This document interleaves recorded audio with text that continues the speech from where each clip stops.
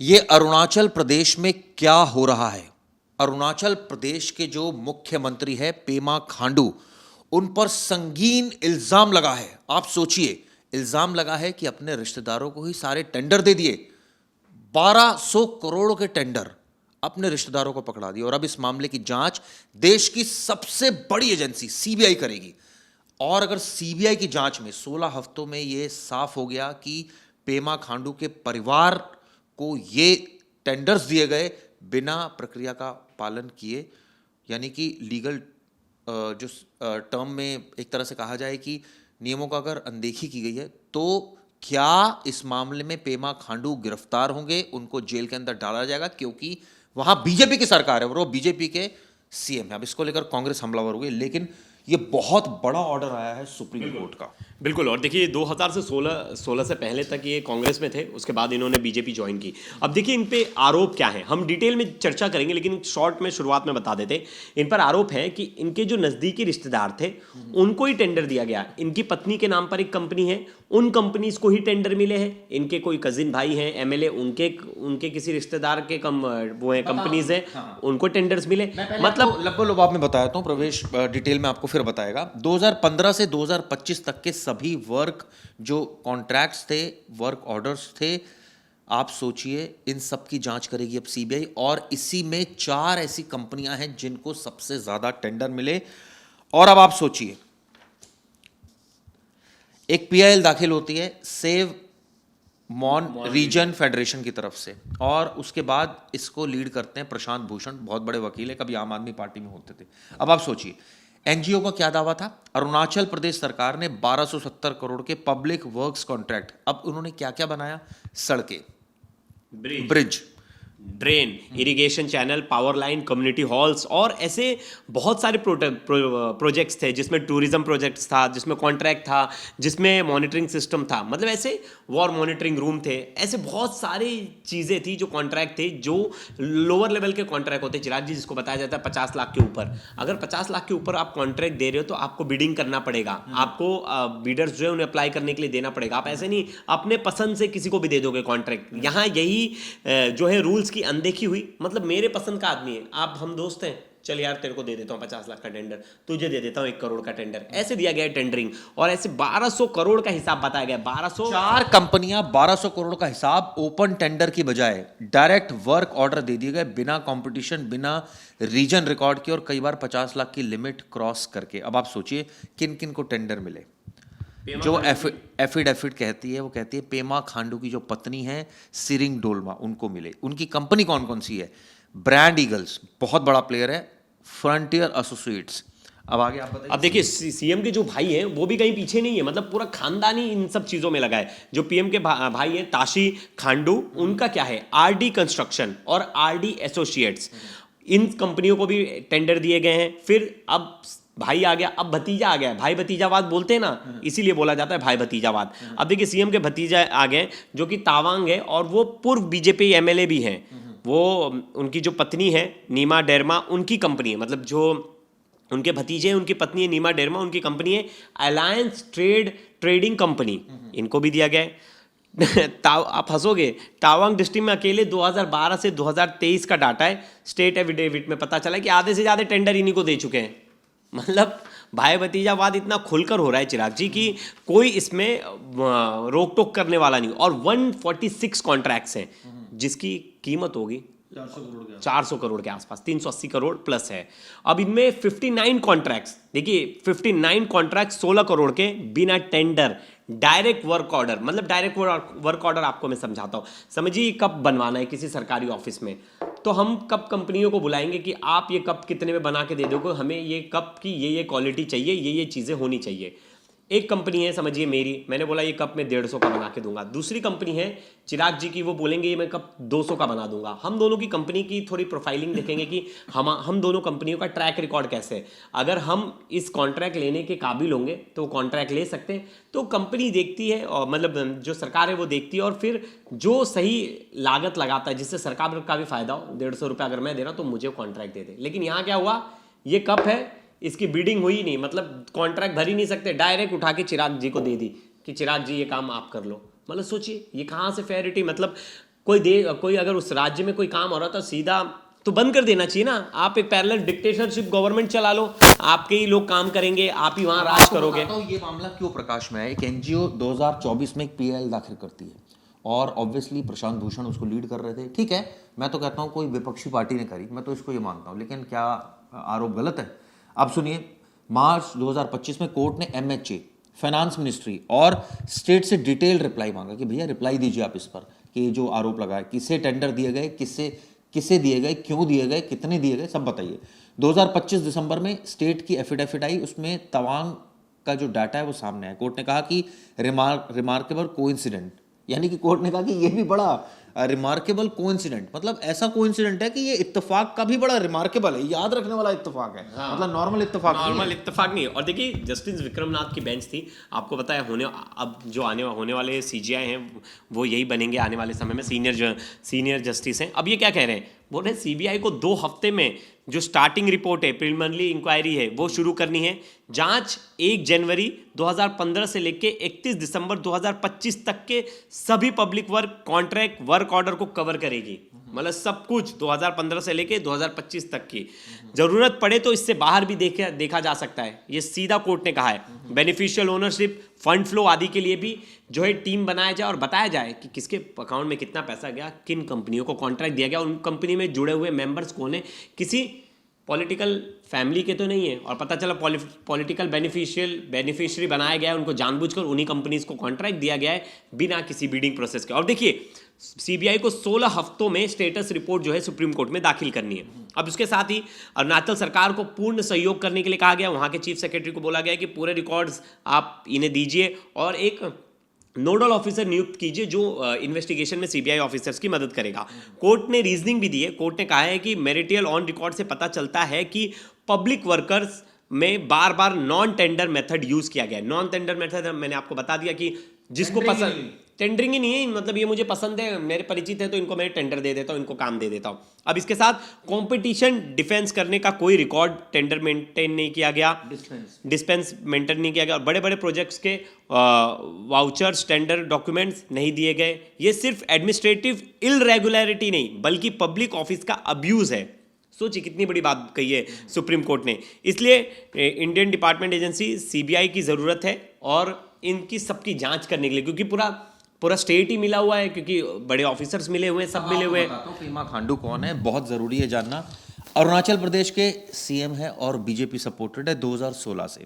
इनके पिता थे जिनका नाम है दोरजी खांडू, वो 2007 से लेकर 11 तक सीएम थे, यानी खानदानी सीएम है, मतलब पिताजी भी सीएम, बेटा भी सीएम। 2011 में इनकी मौत हुई थी हेलीकॉप्टर क्रैश में। पेमा ने 2016 में कांग्रेस छोड़ी थी, पहले कांग्रेस में होते थे, और बीजेपी शर्त पर आए थे कि मैं सीएम बनूंगा, और सीएम बीजेपी ने बना दिया था।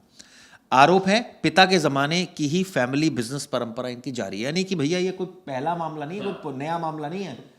हमारी सरकार, हम ही मालिक, हम ही सब कुछ करेंगे, हम ही टेंडर देंगे, हमारी कंपनियां होंगी, हमारे रिश्तेदार चलाएंगे वो कंपनियां, और जिसको जो सोचना है सोचे। और देखिए अब देखिए सीबीआई अगर इन्वेस्टिगेशन कर रही है और अगर उनके शुरुआती जांच में अगर ये सब चीज़ें सच पाई जाती है तो इसमें एफआईआर दर्ज होगी।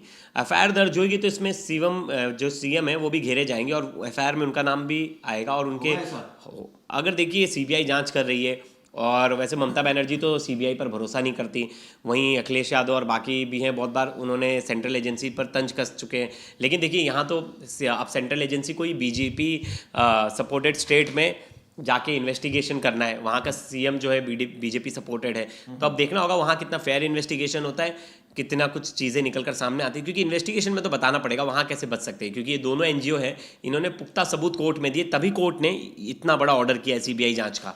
चिराग जी, आपको बता दूं कोर्ट की रीजनिंग है, एक बार दोबारा पढ़ देता हूं। मटेरियल ऑन रिकॉर्ड से पता चलता है कि पब्लिक वर्क्स में बार बार नॉन टेंडर मेथड यूज किए गए। आप सोचिए, टेंडर प्रक्रिया क्या दूसरे बिजनेसमैन के लिए? टेंडर प्रक्रिया क्या, ये तो यही बात हो गई ना कि हमारी सरकार, हम ही बदमाश, हम ही जो करना चाहे वो करेंगे, आप देखते रहिए। कंपटीशन डिस्पेंस करने का कोई रिकॉर्ड रीजन नहीं दिया गया, और बड़े बड़े प्रोजेक्ट्स के वाउचर, टेंडर डॉक्यूमेंट्स नहीं दिए गए। ये सिर्फ एडमिनिस्ट्रेटिव इरेगुलरिटीज नहीं है, यानी कोर्ट ने कहा कि ये भैया रिमार्केबल इत्तेफाक है, एक ऐसा इत्तेफाक है जो याद रखा जाएगा, ऐसा इत्तेफाक है। मतलब ये ऐसा इत्तेफाक नहीं है कि और देखिए उसमें बोला भी गया है कि 4 कंपनियों, देखिए प्रशांत भूषण में कोर्ट ने कहा, प्रशांत भूषण ने कहा कि 4 कंपनियों को 1200 करोड़ का टेंडर वर्क ऑर्डर मिला। उन्होंने ये कहा कि 31 कॉन्ट्रैक्ट ब्रांड ईगल को दिए गए 11 साल में, और फ्रंटियर एसोसिएट को, जो कि सीएम साहब की पत्नी के हैं। अब देखिए उन्होंने गड़बड़ क्यों बोला, इसमें गड़बड़ क्यों है? मिनिमम बिड डिफरेंस है, बार बार वही कंपनी जीत रही है, कॉम्पिटेटिव बिड स्टेटमेंट्स गायब हैं, मिनिस्ट्री और कोड ऑफ कंडक्ट वायलेट हुआ है, रिलेटिव को ऑन ड्यू एडवांस नहीं दिया जाना चाहिए। ये भी देखिए नॉर्मल बिजनेसमैन को नहीं मिलेगा जो कॉन्ट्रैक्ट भर रहे हैं, उनको ऑन ड्यू एडवांस। कैग ने पहले भी पेमा के पिता दोरजी खांडू पूर्व सीएम पर भी इस तरह के फैमिली कॉन्ट्रैक्ट्स पर केस उठाया था और कहा भी था ये फैमिली कॉन्ट्रैक्ट कहना बढ़िया होगा। हाँ फैमिली कॉन्ट्रैक्ट है, बंद कर दो, वहाँ सब बिजनेसमैन को बोल दो आप लोग बाहर चले जाओ, जो हमारी पारिवारिक कंपनीज हैं वही काम करेंगी। अब देखिए इसमें जांच में क्या कुछ निकल कर आता है। 2024 में पीआईएल दायर हुई थी और नोटिस जारी हुआ था। 2025 में कोर्ट ने एमएचए को लिखा। सोचिए 2024 की लड़ाई है, आते आते 2026 हो गया, अब जाकर इसमें एफआईआर, अगर इसमें जाँच हो रही है, अब देखेंगे इसमें एफआईआर होती है या ये केस जो है इसके पक्ष निकल कर आएगा वो होगा। हाँ, आपको बता दूं फिर दोबारा परिवार और जो कंपनियां थी उनके बारे में। पेमा खांडू की पत्नी है सीरिंग डोलमा, उनकी 2 कंपनीज हैं, brand eagle, frontier associates. CM के भाई ताशी खांडू, उनकी है RD construction, RD associates. CM के भतीजे जो तवांग के पूर्व बीजेपी एमएलए हैं सीरिंग ताशी, उनकी जो पत्नी है नीमा डेरेमा की कंपनी है alliance trading company. Tawang district में अकेले 2012 से 23 का डाटा स्टेट एफिडेविट दिसंबर, यानी कि कुल मिलाकर जो समझ में आ रहा है वो ये समझ में आ रहा है कि ये तो फैमिली टेंडर्स हैं। हाँ बिल्कुल, अगर ऐसी कोई चीज़ें हैं और वो चीज़ें निकल कर सामने आएंगी तो मुझे लगता है बहुत सारी चीज़ें साफ होंगी। और चिराग जी वैसे आमतौर पर क्या करते हैं पता है, जितने भी करप्शन केस होते हैं, देखिए मिलता तो जिसकी बहुत ज़्यादा, बहुत बार उन लोगों को कॉन्ट्रैक्ट मिलता है, लेकिन ऐसे में कोई क्या करता है वहाँ अपना कमीशन रख देता है, डायरेक्ट इन्वॉल्व नहीं होता। कोई भी पॉलिटिशियन, कोई भी ऑफिसर डायरेक्ट इन्वॉल्व नहीं होता, पार्टनरशिप नहीं करता। वो क्या करता है अपना परसेंट रख देता है, मैं तुम्हें टेंडर दिलवा देंगे और तुम्हारे टेंडरिंग में मैं 10% रख दूंगा, 5% रख दूंगा और उस काम में पैसे मिल जाएंगे। और अक्सर हमने कई बार खबरें देखी हैं, कई बार न्यूज़ देखी है कि परसेंट की वजह से मारामारी हुई है। आपको याद होगा आईएएस अभिषेक प्रकाश का केस यूपी के, जो अब उन्हें क्लीन चिट मिल गई है, उसमें क्या था, उसमें पहला आरोप क्या लगाया था जो सोलार कंपनी वाले थे, उसने बोला था कि परसेंट रखा गया है, तो कोई डायरेक्ट पार्टनर नहीं बनता था। लेकिन यहाँ तो पूरा मामला ही उल्टा है, यहाँ तो सीधे घर वालों को कॉन्ट्रैक्ट दे रहे हैं। दाल काली ने पूरी दाल काली है लग रहा है। हाँ, नहीं पता, दाल में कुछ काला नहीं है, पूरी सरसों की दाल बना दी गई है मुझे लग रहा है। हाँ, सरसों काला होता है ना, उसी से बना दी गई है। और क्योंकि चिराग जी बातें ऐसी हैं कि अगर कोई इतने बड़े लेवल पर बैठा, अगर कोई आदमी है सीएम लेवल पर बैठा है, अगर वो ऐसा करेगा तो जनता किससे उम्मीद लगाएगी? जनता किससे उम्मीद लगाएगी? न्याय की उम्मीद किससे लगाएगी? फेयर बिजनेस का उम्मीद कौन रखेगा? कौन सा बिजनेसमैन उस स्टेट में जाएगा और वहाँ से ऐसी खबरें सामने आएगी? वो तो सोचेगा भाई बिजनेस तो उन्हीं के घर वालों को मिलना है, वहाँ जाकर फायदा क्या? इसीलिए डेवलपमेंट नहीं होता जब स्टेट्स का, और वहाँ जब कंपनियाँ नहीं आती तो कारण यही होता है, ईजी डूइंग ऑफ बिजनेस वहाँ बहुत कम होता है। आप देखिए यूपी में इजी डूइंग ऑफ बिजनेस बढ़ गया है, इसलिए कंपनियां आ रही हैं। तमिलनाडु में, साउथ में देख लीजिए इजी डूइंग ऑफ बिजनेस बहुत ज़्यादा, इसलिए जितनी भी इलेक्ट्रॉनिक्स कंपनी सब वहीं जा रही हैं। चेन्नई में देख लीजिए, हैदराबाद में देख लीजिए, आप यहाँ मुंबई में देख लीजिए, सबसे बेस्ट एग्जांपल है गुजरात में देख लीजिए, जितनी सेमीकंडक्टर्स की कंपनी वहाँ जा रही। क्यों? ईजी डूइंग ऑफ बिजनेस बहुत ज़्यादा है वहाँ। बाहर देश से आप आ रहे हो तो आप अपनी फैक्ट्री लगा सकते हो, गवर्नमेंट आपकी उसमें मदद करती है। लेकिन जहाँ गवर्नमेंट खुद के लोगों को बिठाने लगेगी वहाँ कोई कंपनी नहीं जाना चाहती। क्या ये नेपोटिज्म नहीं है? अगर ये आरोप सिद्ध होते हैं तो ये बहुत संगीन मामला है कि एक सीएम रहते हुए एक आदमी किस तरह से कानून का दुरुपयोग कर रहा है। आप लोगों का दोस्तों क्या कहना है इस पर? क्या ईमानदारी से जांच होगी, ईमानदारी से सब कुछ चीज़ें सामने आएगी, क्या आगे एफआईआर होगी अगर दोषी पाए जाते हैं, सबूत आते हैं तो? क्योंकि अगर सुप्रीम कोर्ट इनिशियली पीई की बात कह रही है तो साफ साफ है कि दाल में कुछ काला तो है।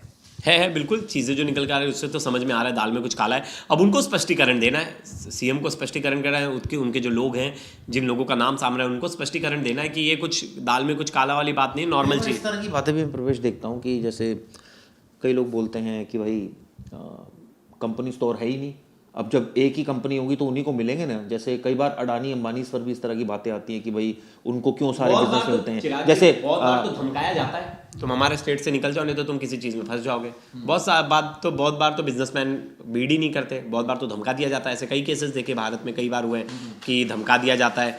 बलिया का एक केस याद है, एक सरकारी टेंडर था, उसमें एक छोटा ब्लॉक लेवल का एक टेंडरिंग चल रही थी, उसमें एक एमएलए का खास आदमी बीच टेंडरिंग के बीच में गोली मार देता है, याद है आपको? तो अब ऐसे में कैसे नहीं होगी टेंडरिंग? ऐसे में कितने लोग बिड भरेंगे? फिर ऐसे में क्या क्वालिटी रोड्स बनेंगी? बिल्कुल आप फिर उसमें वो नहीं कर सकते कि आपको कुछ क्वालिटी मिलेगा। मुझे लगता है अंग्रेज़ों की बनाई हुई चीज़ें बहुत मजबूती से अभी भी मुंबई में आप देखो, जो कंस्ट्रक्शन है उनका बहुत सारा कंस्ट्रक्शन है, ठीक था। चलिए, आप लोग इस पर दोस्तों क्या सोचते हैं? क्या परिवारवाद ये नहीं है? क्या अगर इस तरह की आरोप सिद्ध हो जाते तो क्या कार्रवाई होनी चाहिए? भ्रष्टाचार ना हो ना चिराग जी, तो रोड्स है ना, उनका सर्वाइवल बहुत ज़्यादा है, हर चीज़ का सर्वाइवल ज़्यादा है, लेकिन जहाँ भ्रष्टाचार है वहाँ क्वालिटी में डिफरेंस है। और अब इस केस के बाद पता चलेगा किन किन लोगों का नाम सामने आ रहा है, और सच में यहाँ भ्रष्टाचार है कि नहीं, अब सीबीआई पता लगाएगी, और वेट करेंगे सीबीआई की उस रिपोर्ट का और कोर्ट के ऑर्डर का, कि उसके बाद क्या ऑर्डर आता है, क्या इसमें इनकी फैमिली का नाम आता है, क्या एफआईआर होगी, क्या ये जेल जाएंगे, या ये केस जो है खत्म हो जाएगा, कोई इनके खिलाफ सबूत नहीं मिलेगा, या इन्होंने ये चीज़ की ही नहीं है, जो प्रशांत पेंडिंग में चला जाएगा, या प्रशांत भूषण की कंप्लेंट गलत है। देखना होगा, नज़र बनाए रखेंगे इस खबर पर पूरी, और डिटेल में इस पे आगे जो इन्वेस्टिगेशन में जो चीज़ें पता लगेगी आप तक पहुंचाएंगे। तब तक के लिए धन्यवाद दोस्तों।